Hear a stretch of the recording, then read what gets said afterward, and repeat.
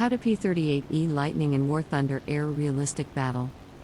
The United States Army Air Corps liked the P-40 Warhawk, but wanted more oomph from the Allison and more range, so San Francisco and New York could be protected from really long-range bombers. Lockheed knew what was up. They turbocharged the Allison, exposed the spools and booms to cool, and Brother Jeb is your cousin's husband.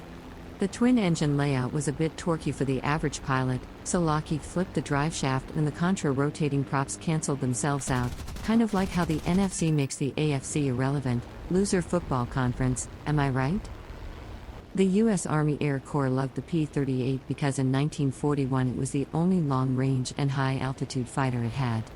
Fortunately for War Thunder players in air realistic battle, long range and high altitude is the meta. Wait, no it isn't. What is the opposite of meta? Not even Google knows. That is how in the hole the P-38 is with 21st century computer gaming. The P-38E is at 3.0 BR. This is a crowded battle rating with plenty of Spitfires, Corsairs, Yaks, Messerschmitts, and that one good plane in the Swedish tree. Games at this BR tend to quickly devolve into a fun-filled mud-hugging furball. Your strategy with the P-38 is to avoid getting sucked into dogfighting immediately after the teams merge. But mama, I want a dogfight like Eddie Rickenbacker.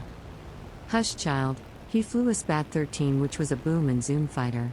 The P-38E is the first aircraft in the US tech tree to get the American-produced Hispano 20mm cannon. Use air targets for the cannon and ground targets for the 50 caliber machine guns. Why? You want the cannon to take out bombers early game, and if you need to clean up pillboxes late game, the 50 caliber ground target belts will do the job. How should you play the P-38E Lightning?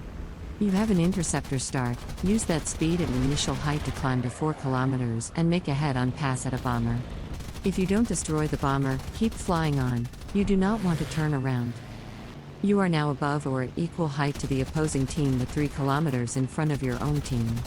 Look for an isolated fighter that is out ahead and slightly below, make a firing pass and then curl in under your team. Your job now is to be as annoying as possible. Drag opposing fighters behind you to your teammates, hover over furballs and pick off anyone isolated or slow. You know you have flown the P-38 well when you get fan mail. Now, fork your tongue you fork-tailed devil, with ample height and wondrous speed, whisper death for great justice.